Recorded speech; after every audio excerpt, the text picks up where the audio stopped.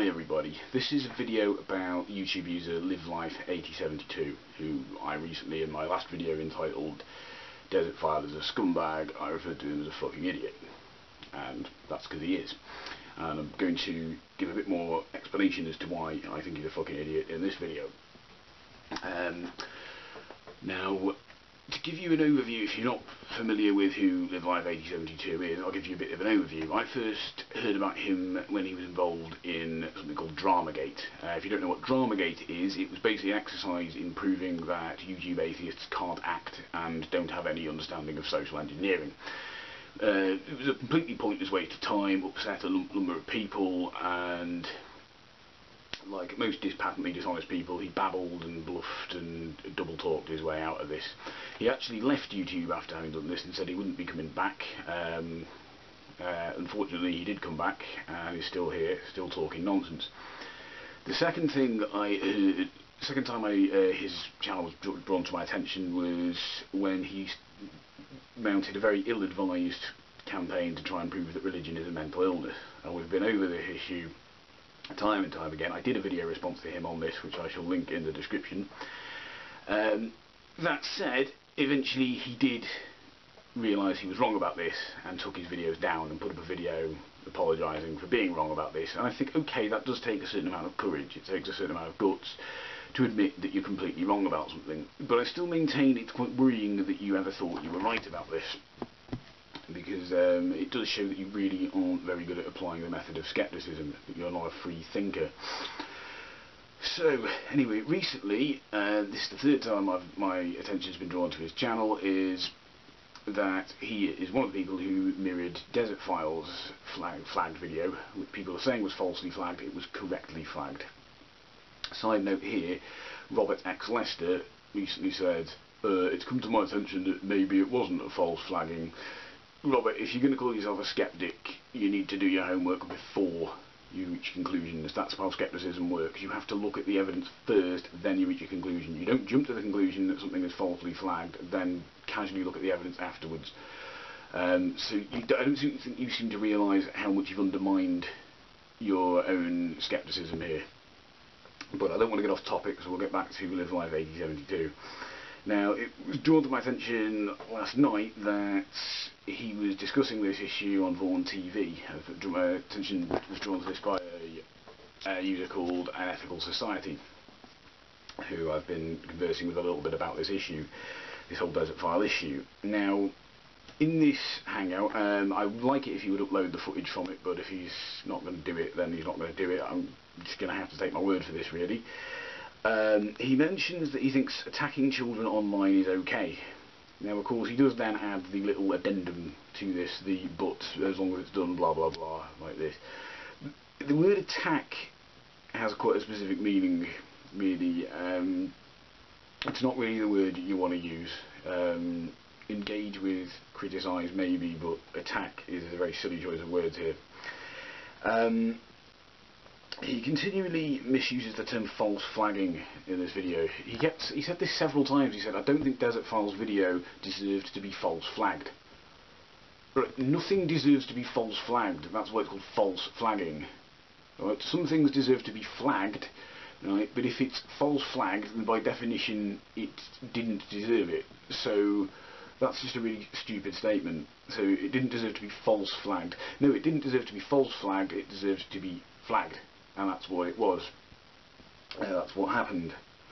Now, while I was typing away in the comments on this, in the chat, I finally managed to get the attention of these people, who were charming folks, you know, wonderful, charming people. Called me a fucking retard and stuff like that. But I'm sure that's just friendly banter, isn't it, right? Where I call them out on this.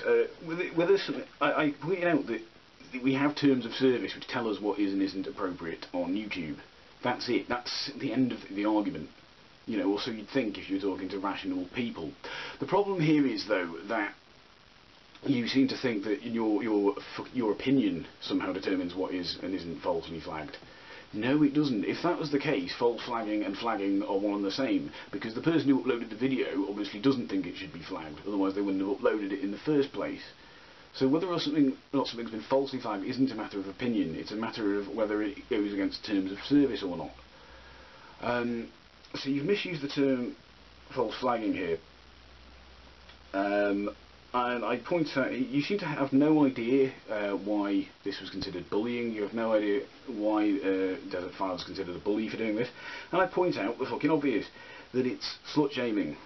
To which LiveLife8072 responds with, no it isn't. He even outright aggressively dismisses this assertion as not being slut shaming. So him telling a young girl that she needs to wash her face because she looks like a streetwalker, that she needs to be sterilised, and that she has lice, apparently isn't slut shaming.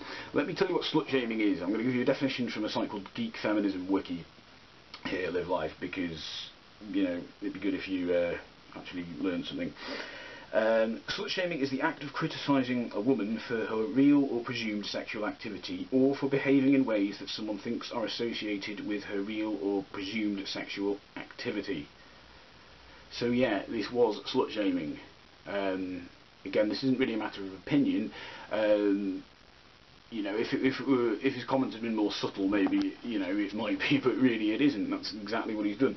You even make the bizarrely stupid statement, Live Life. You said it was okay to call a 13-year-old a streetwalker because she won't know what it means. That's it.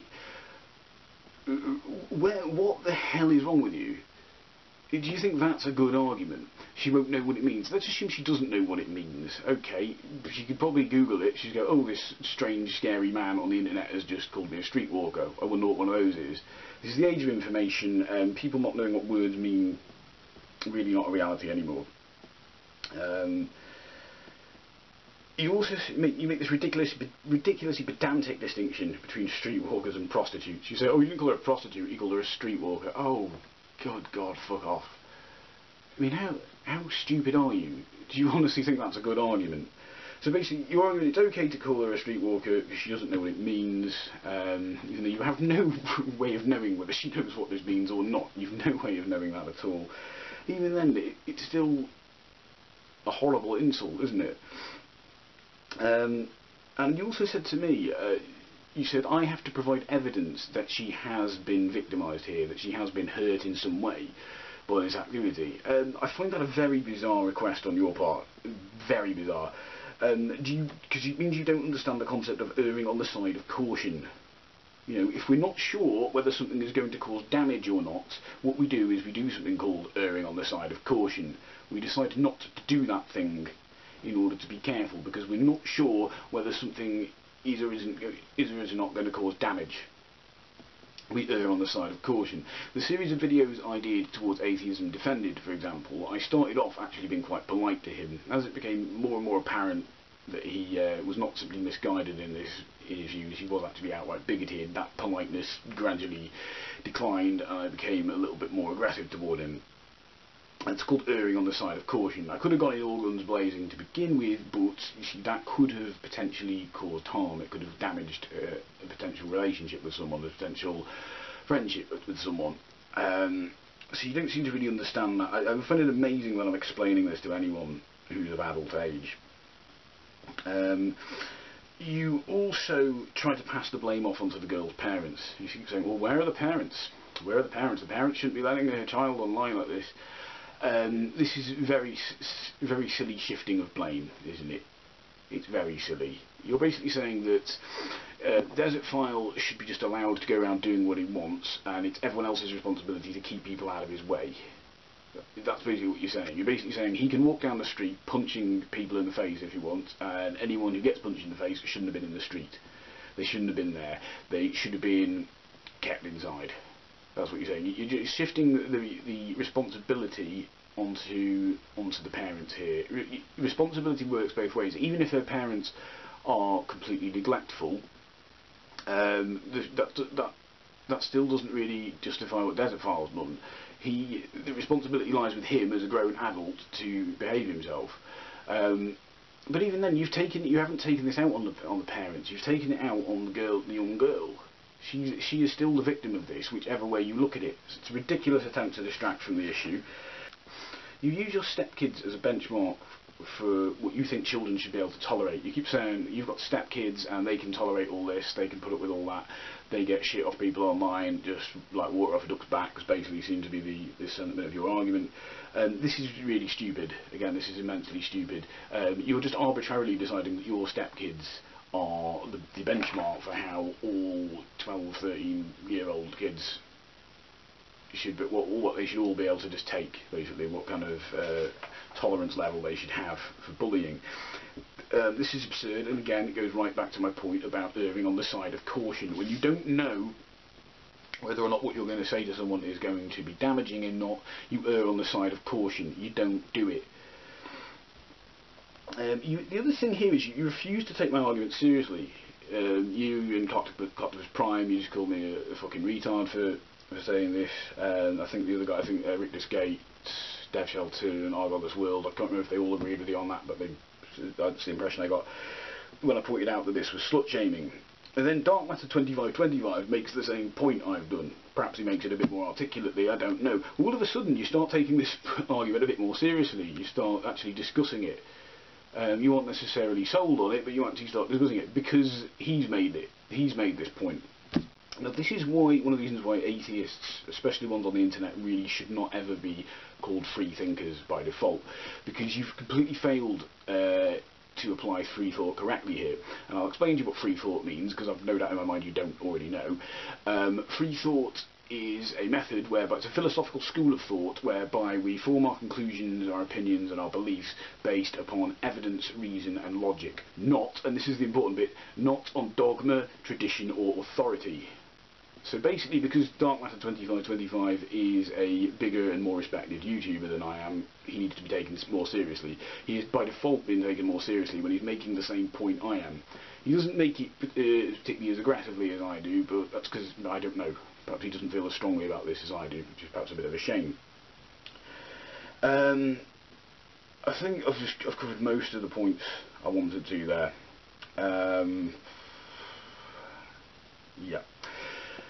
So anyway, it would be great if you could upload this show, that way people don't have to take my word for this. But what I'd like to do, I've been talking to a couple of people I know about this, a couple of feminists, is I'd like to get you into a Google Hangout at some point to discuss this on my turf rather than on yours, because to be honest with you, I'm a little bit more rational, my crew are a little bit more rational than yours are.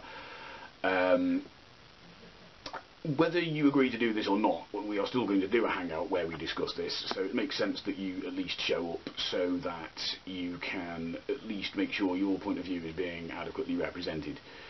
Obviously it's up to you what you do with your time. I know I'm only a small channel compared to yours, but it would be very good if we could do that. Let me know what you think, everybody. Goodbye.